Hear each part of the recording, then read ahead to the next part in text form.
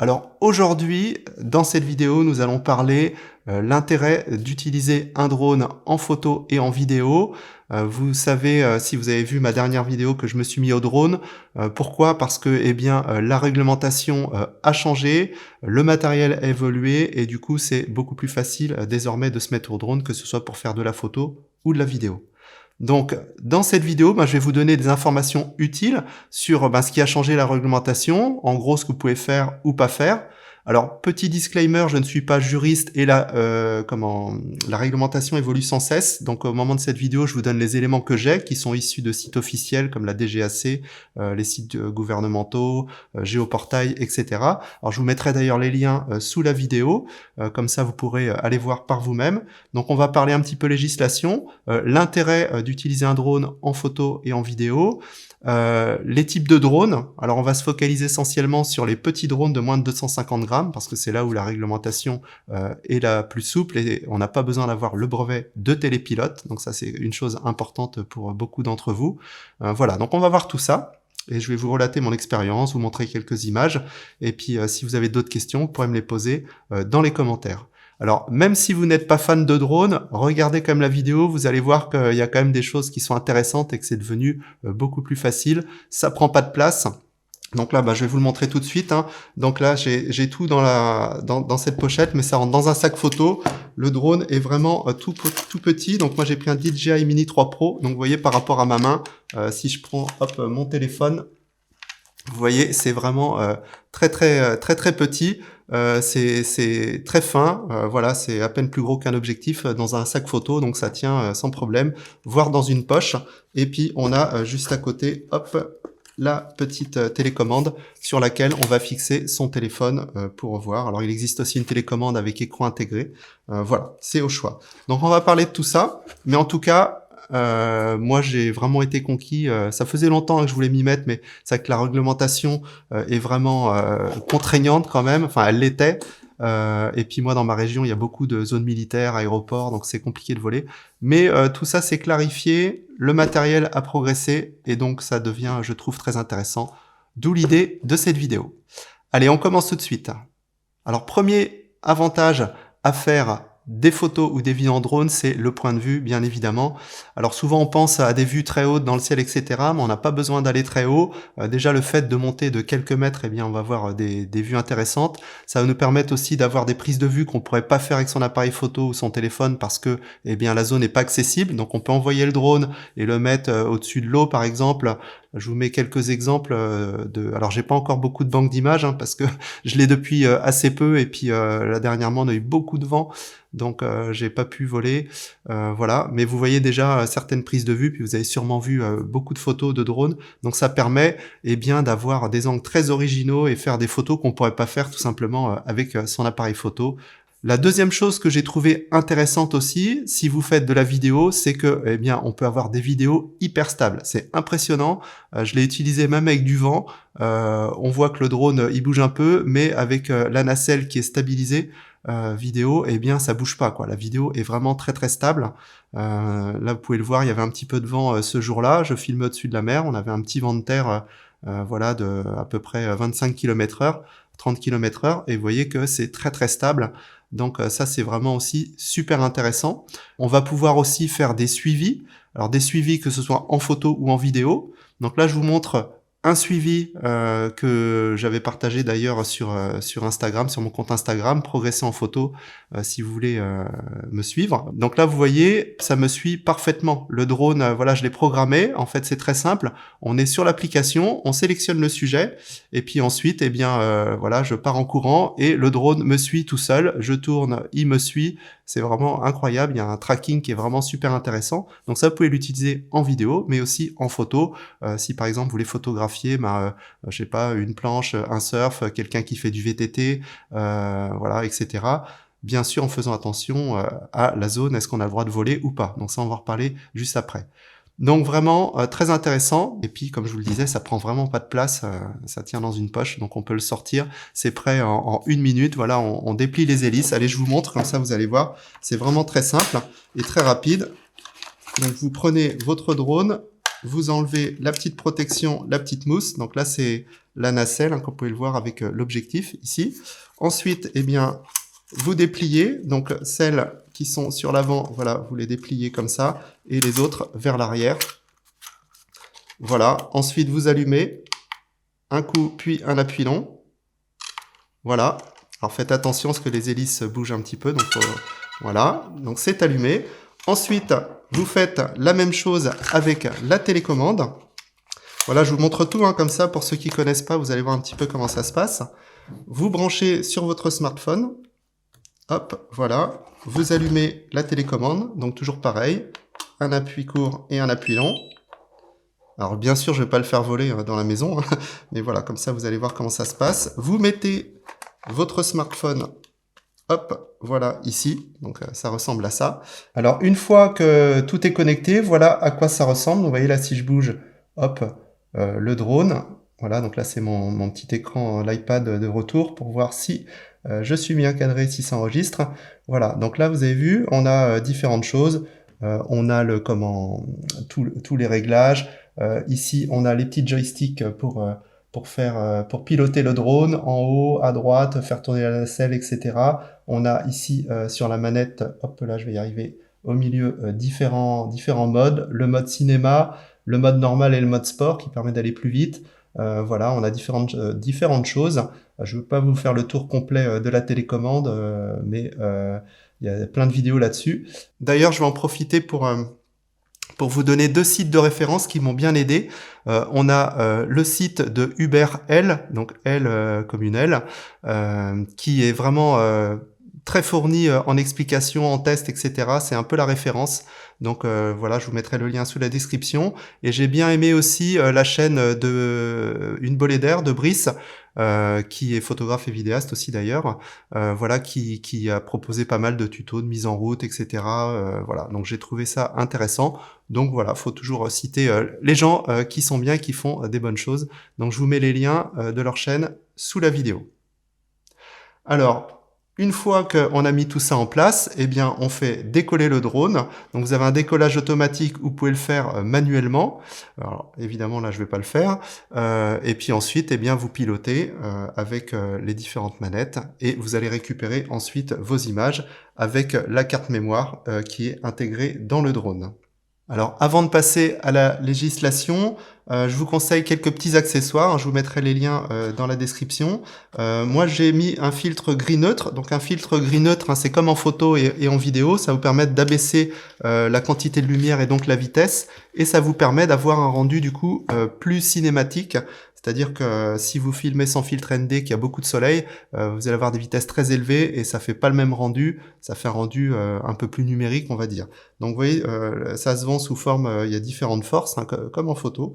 Voilà, donc moi j'ai pris le petit kit avec 3 filtres de DJI. On a un ND16, un ND64 et un ND256. Bon, 256 c'est un peu beaucoup, j'aurais préféré un 128, mais voilà. Moi généralement, quand c'est un peu couvert, je mets le ND16 et sinon je mets le ND64. Voilà. Je vous conseille aussi de prendre une deuxième batterie. Parce que en gros, alors en théorie ils disent que c'est 34 minutes de vol, c'est plutôt 25, voilà, donc c'est bien de prendre une autre batterie. Et puis moi j'ai pris aussi une petite caisse pas très chère, là, rigide, où on peut tout mettre dedans. Vous voyez, c'est bien conçu. On a pour la manette ici, le drone ici, les 2 batteries, si je veux encore mettre une troisième. Moi j'ai mis les cartes mémoire, voilà, et puis ici pour mettre des petits accessoires, des hélices de rechange, voilà, si on en casse, voilà, différentes choses, et aussi les petites attestations, on va en reparler justement tout de suite avec la législation. Alors pour la législation, comme je vous le disais, on va vraiment aller à l'essentiel, il ne faut pas que ce soit trop long. En quelques mots, je vais vous dire voilà ce que vous avez le droit de faire et de pas de faire en fonction du drone que vous avez. Alors premièrement, si vous faites du drone de façon amateur ou de façon professionnelle mais occasionnelle comme moi je le fais, parce que j'ai assez peu de demandes, mais voilà, c'est un petit plus d'avoir un drone pour certaines prises de vue. À ce moment-là, je vous conseille de partir sur un drone de moins de 250 grammes parce que vous pouvez voler ce qu'on appelle en catégorie ouverte et on n'a pas besoin de passer le brevet de télépilote. Donc si on veut piloter des drones plus gros, plus puissants, par contre il faut passer le brevet de télépilote. Donc c'est un coût, c'est un certain temps, voilà. Donc c'est à vous de voir. Évidemment c'est mieux parce que ça vous permettra de lever certaines restrictions. Par exemple dans des zones où vous pouvez pas voler, c'est écrit vol interdit, zone rouge sur les cartes. Eh bien quand vous avez le brevet de télépilote, si vous faites bien vos déclarations de vol, etc., vous allez pouvoir voler sous certaines conditions. Donc c'est un plus. Mais si vous faites ça voilà, en amateur, en loisir ou de façon occasionnelle, un drone de 250 grammes et voilà, pas besoin de passer le brevet de télépilote. Alors ceci dit, je vous invite quand même à vous former, à regarder des tutos. Moi, j'ai passé aussi, il y a des petits examens gratuits en ligne sur le site alors je sais plus si c'est la DGAC, non c'est Alpha Tango, où vous avez en fait une sorte de brevet. Alors pour l'instant, c'est pas obligatoire. Mais ça pourrait le devenir parce que ça a été harmonisé au niveau européen. Voilà. Donc moi je l'ai passé, ça permet de vérifier tout ce qu'on a lu pour voir si on est OK. Et j'ai imprimé tout ça et je mets ça toujours dans ma petite caisse, comme ça en cas de contrôle, voilà, je montre que je fais pas n'importe quoi et que je me suis renseigné, que je suis au courant de la législation. Donc ça c'est important, c'est gratuit, ça prend voilà une demi-heure, donc faites-le, c'est plutôt bien. Alors, que dit la réglementation quand on a justement ces petits drones? Alors, au niveau de la législation, je vais me cantonner au règlement pour les appareils qui font 250 grammes ou moins. Donc tout ce qui est DJI Mini 2, Mini 3, etc. Voilà, c'est pour ce type d'appareil. Si vous voulez voler avec des drones plus gros et plus puissants, généralement, il vous faut le brevet de télépilote. Donc si vous êtes amateur ou si vous êtes professionnel mais que vous utilisez comme moi de façon épisodique dans le cadre pro le drone, à ce moment-là, vous pouvez rester sur ce type de drone. Ça prend pas de place, c'est moins cher, c'est très maniable, c'est plus discret et au niveau de la réglementation, c'est moins compliqué. Voilà, on n'est pas obligé de faire des déclarations de vol en préfecture, etc., comme le ferait un télépilote professionnel. Voilà. Alors, réglementation, donc je vais vous résumer ça très rapidement, 2 minutes, on va voir tout, donc ne partez pas, vous allez voir, c'est du bon sens et puis il y a juste certaines choses à savoir. Alors, premièrement, les règles avant le vol. Donc, les règles avant le vol, lire le manuel et connaître les bases du pilotage. Donc, voilà, donc ça, moi, je vous invite à lire la notice, mais c'est pas très compliqué. Vous regardez des tutos et ensuite, vous allez vous entraîner dans un champ où il y a personne, dans une zone autorisée. Et voilà, c'est important de faire ça avant de commencer. Ensuite, lorsque vous êtes en vol, les règles. Alors, on a ce qu'on appelle les 10 commandements du droniste, donc ça c'est sur les sites, voilà, c'est les conseils donnés aux gens qui débutent. Premièrement, je ne survole pas les personnes. Deuxièmement, je respecte les hauteurs maxi de vol. Donc ça, pour ça, vous avez différentes cartes. Il y a la carte géoportail spéciale drone, donc je vous mettrai le lien sous la vidéo, et la carte aussi drone spot que j'utilise souvent. Donc ça ressemble à ça. Donc en gros, vous avez différentes couleurs. Donc quand c'est rouge, c'est vol interdit, et ensuite vous avez différentes hauteurs de vol. Souvent c'est 50 mètres autorisés ou 30 mètres autorisés, ou quand il n'y a rien, jusqu'à 120 mètres, c'est la hauteur maxi autorisée pour les vols. Troisième commandement, je ne vole pas la nuit. Donc en gros, vous pouvez voler 30 minutes après le lever du soleil et vous devez arrêter 30 minutes avant le coucher du soleil. Donc voilà. Je n'utilise pas mon drone au-dessus de l'espace public en agglomération, donc vol en agglomération interdit. Donc si vous êtes pro, si vous avez besoin de faire des images en agglomération, il vous faudra passer le brevet de télépilote et faire des déclarations en préfecture. Donc si vous êtes amateur, ce sera sans doute pas votre cas. Ensuite, je ne vole pas près des aéroports. Ça c'est logique aussi. Et sixième commandement, je ne vole pas près des sites sensibles ou protégés. Donc là, un site militaire, typiquement centrale nucléaire, etc. Et faites attention aussi, dans beaucoup de régions, moi j'en ai une près de chez moi, zone protégée, voilà, donc là on peut pas voler parce que c'est, je sais pas, espace de reproduction des oiseaux, il y a un étang, voilà, des choses comme ça. Donc regardez bien sur les cartes, Drone Spot ou Géoportail. Ensuite, septième commandement, je respecte la vie privée. Évidemment, vous ne pouvez pas diffuser des images si vous avez filmé des personnes sans leur autorisation. Voilà, droit à l'image, ça c'est classique. 8, je ne diffuse pas mes images si je n'ai pas l'accord des gens, au niveau, que ce soit au niveau commercial ou pas. Je vérifie dans quelles conditions je suis assuré à la pratique du vol. Donc là, rapprochez-vous de votre assurance. Généralement, avec une assurance responsabilité civile, ça doit être OK, mais renseignez-vous. Et d'ailleurs, le 10e commandement, c'est « En cas de doute, je me renseigne ». Donc voilà un petit peu. Alors je rajoute aussi, parce que c'est pas dans les 10 commandements, je dois voler à 150 mètres minimum des agglomérations. Et qu'est-ce que j'ai noté aussi? Vol en immersion autorisé si une autre personne garde en vue le drone. Et voilà, il peut intervenir sur le pilotage. Parce que c'est vrai que si on est avec un casque immersif, ben on voit pas ce qui se passe autour. Donc voilà, il faut avoir une personne à côté. Et aussi, autre chose, il est interdit de télépiloter depuis un véhicule en mouvement. Voilà. Donc vous avez l'essentiel. Et je rajoute aussi un dernier truc. Si vous prenez l'avion, il faut que le drone, comme les appareils photo, soit dans la cabine et pas en soute. C'est à cause des batteries, etc., etc. Donc voilà un petit peu au niveau de la législation.